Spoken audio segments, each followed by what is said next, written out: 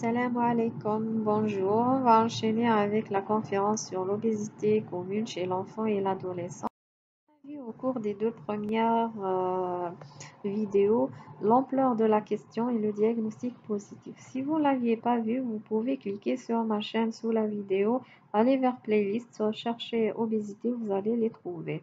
Sinon, la méthode la plus facile, c'est de s'abonner à ma chaîne, cliquer sur notification pour recevoir des notifications quand une vidéo est mise en ligne, comme ça vous ne pouvez pas les rater.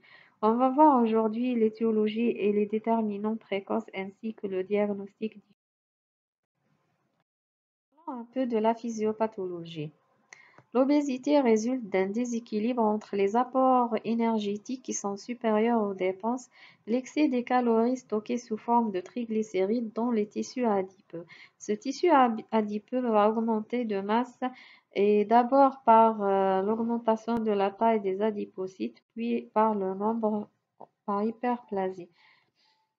Ce tissu adipeux va entraîner une inflammation chronique, sécréter des facteurs inflammatoires qui vont agir au niveau des vaisseaux, des muscles et du foie et entraîner les complications telles que la résistance à l'insuline, le diabète type 2, les maladies cardiovasculaires et aggraver une pathologie hépatique fibro-inflammatoire.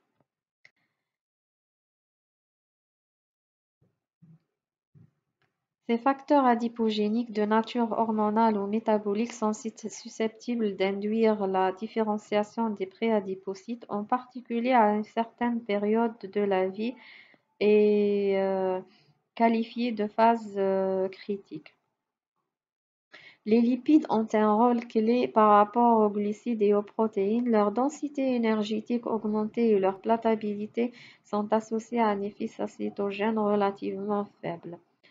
Je vais vous donner un exemple très simple. Vous avez faim et vous êtes dehors, vous êtes occupé ou bien c'est pas l'heure de manger et vous ne pouvez pas résister à cette faim. Vous avez un bonbon, vous le mangez et tout de suite après, 5 minutes après, vous n'avez plus faim.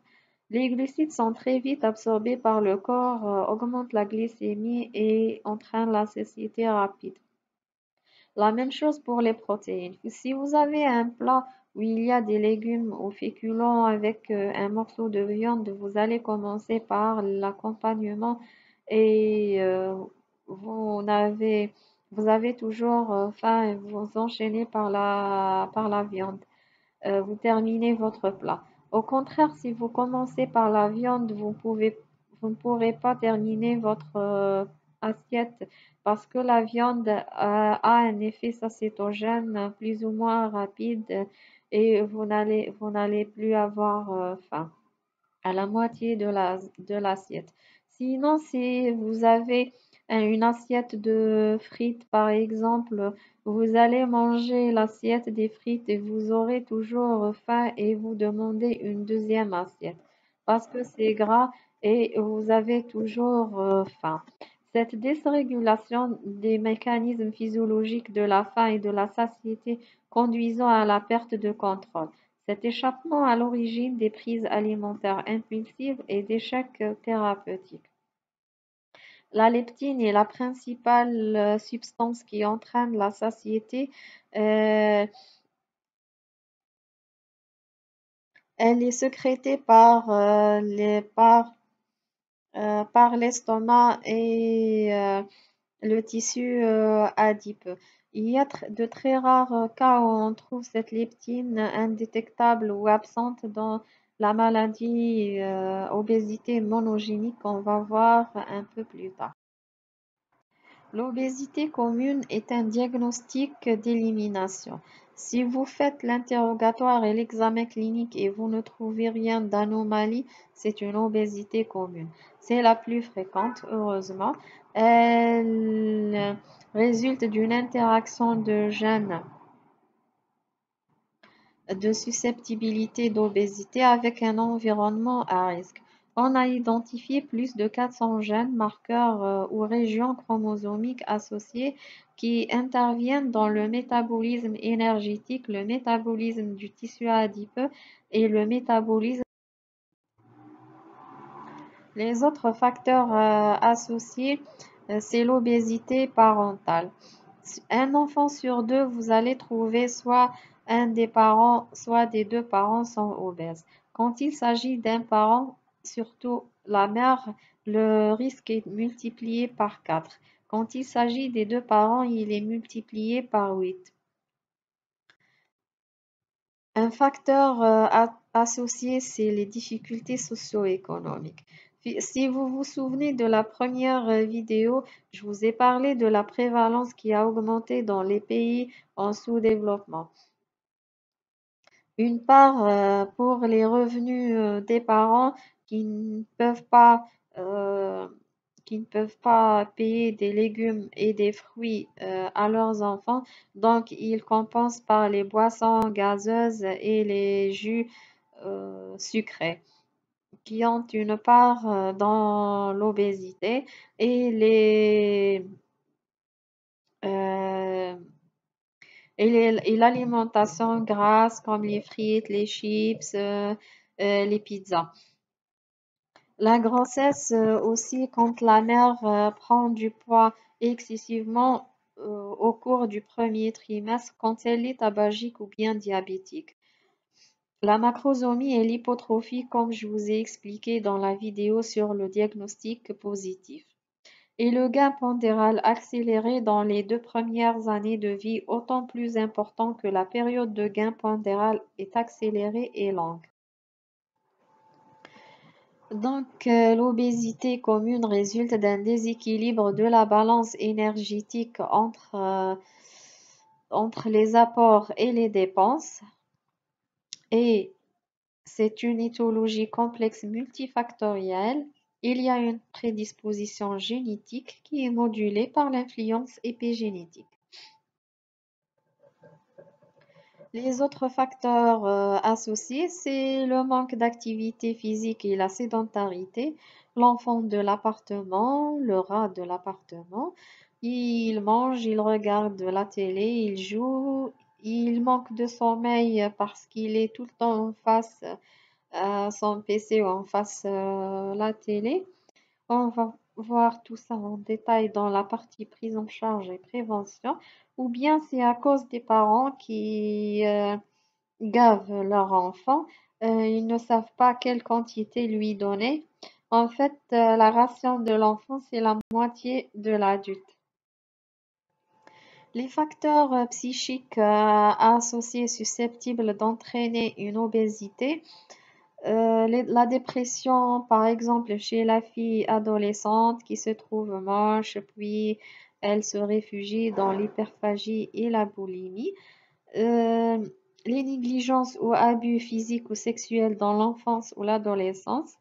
Et les facteurs psychiatriques chez l'enfant ou bien quand il s'agit d'un retard mental pour les obésités syndromiques. On va voir ça plus tard. Je vous ai rapporté deux études qui ont été faites parce que il y a un peu du flou sur le mécanisme. Il y a certains qui disent que s'il y a une prédisposition génétique, si on mange ou on mange pas de gras, on devient obèse et que l'alimentation, elle n'a pas de rôle, etc. Je vous ai rapporté deux recherches. La première, c'est un modèle euh, animal.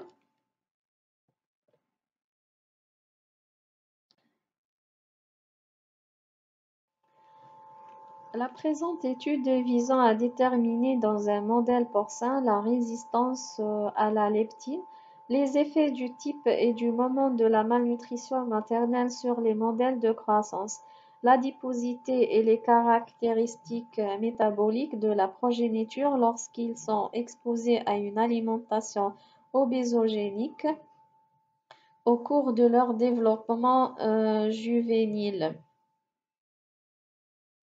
et les effets concomitants possibles, le sexe de la progéniture. Ainsi, 4 groupes ont été considérés. Un groupe témoin impliqué porc-né de truies nourries avec un régime remplissant leurs besoins quotidiens d'entretien pour la grossesse.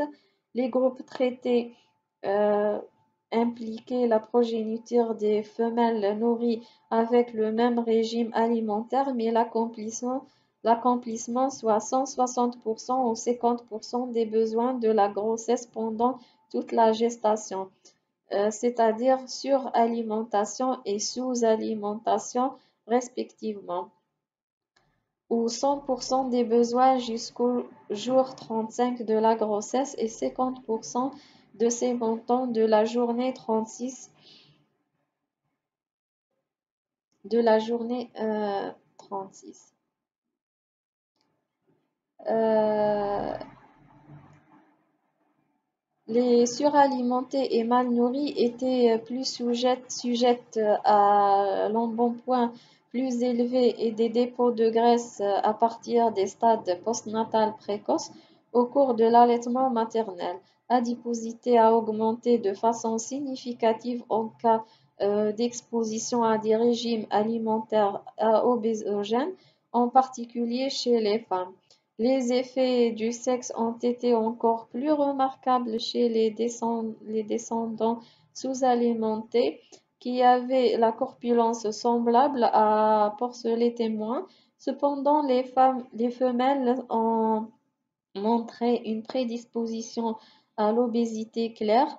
En outre, les 3 groupes de porcs atteints de malnutrition maternelle ont montré des preuves de syndrome métabolique.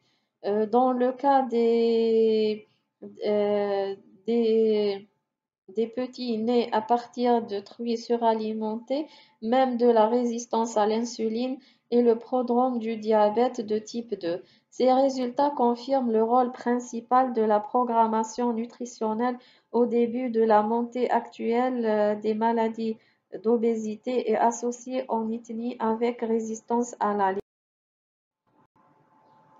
La deuxième étude, la leptine de la deuxième étude visant à déterminer la deuxième étude, l'obésité et l'hypercholestérolémie induite par l'alimentation dans le hamster pour tester la susceptibilité à l'obésité induite par l'alimentation dans le golden hamster syrien.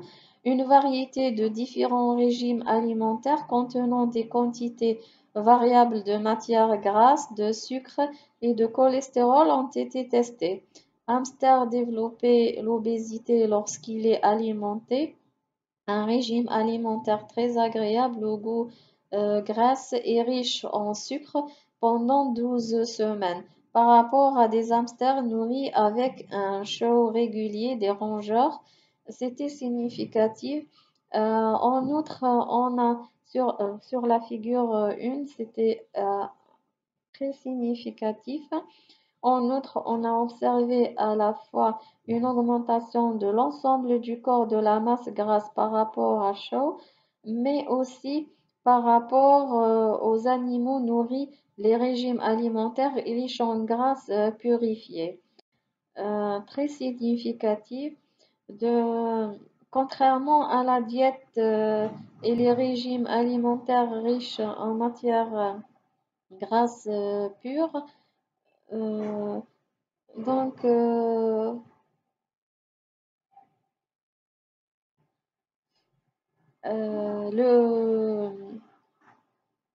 le cholestérol, le cholestérol a été augmenté euh, dans la figure 2 chez les hamsters avec augmentation des triglycérides très significative.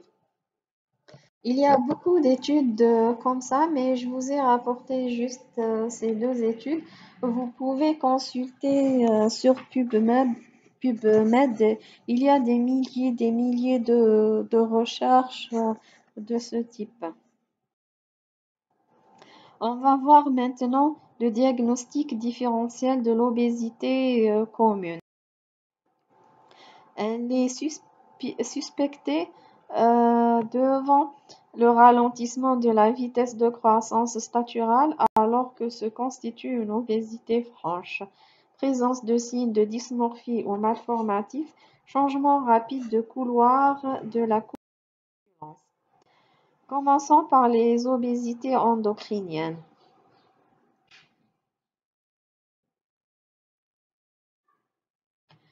Le syndrome de Cushing, suspecté devant une HTA, des vergetures pourpres, érythrose faciale et amyotrophie.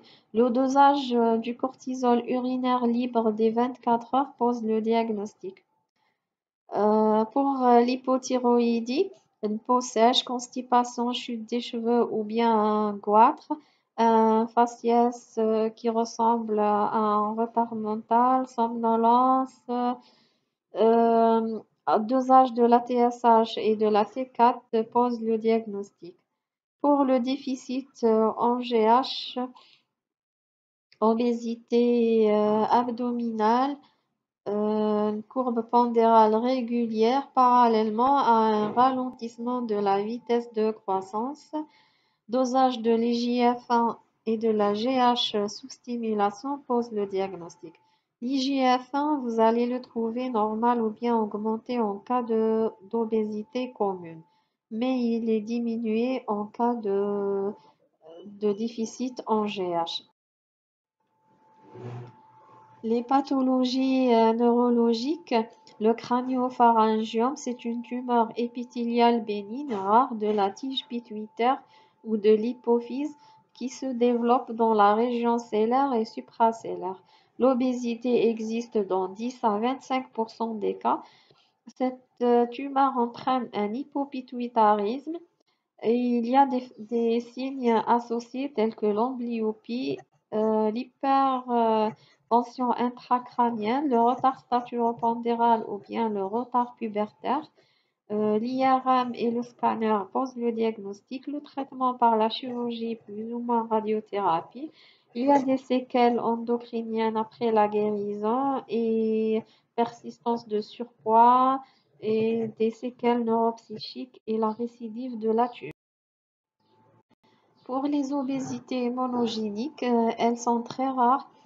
C'est un déficit congénital en leptine. Si on la dose, on ne la trouve pas, ou bien très très faible. Le mode de transmission est autosomique récessif. C'est la mutation du gène de la leptine ou de son récepteur. Euh, Sur le plan clinique, c'est une obésité très précoce et très sévère avec une hyperphagie, une susceptibilité accrue aux infections due à un déficit en lymphocytes T, avec parfois un hyperinsulinisme, hypogonadisme, un âge osseux qui est avancé et une hypothyroïdie centrale, un risque accru de diabète type 2. La mortalité, elle est sévère et précoce, secondaire aux infections répétées. Le traitement par la leptine humaine recombinée en sous-cutanée. Le diagnostic de cette obésité, ça remonte à très longtemps. Regardez ce tableau, il est réalisé en 1804. Euh, et voilà un médecin qui prend le pouls du malade. Donc, elle existe depuis. L'obésité syndromique, il y a plus de 25 types d'obésité syndromique à transmission mendélienne, autosomique ou liée à l'X. La suspicion devant les signes suivants: hypotonie néonatale, troubles de la succion, retard psychomoteur et ou troubles des apprentissages, retard mental, troubles du comportement, troubles sensoriels de la vision ou de l'audition et le syndrome dysmorphique, le retard statural. Le diagnostic positif par l'étude génétique. Voilà un autre tableau où toute la famille est obèse et remonte au 19e siècle. Euh, il y a, comme je vous ai dit, plus de 25 syndromes. Euh, les plus importants, ou les plus fréquents, c'est le syndrome de Prader-Willi, la pseudo-hypoparathyroïdie de type et l'ostéodystrophie d'Albright et le Brady-Biedl. Ils sont tous génétiques à transmission autosomique ou bien liés à l'X. Et on trouve dans les tableaux toujours un retard mental, troubles sensoriels, comme je vous ai expliqué dans la diapo précédente.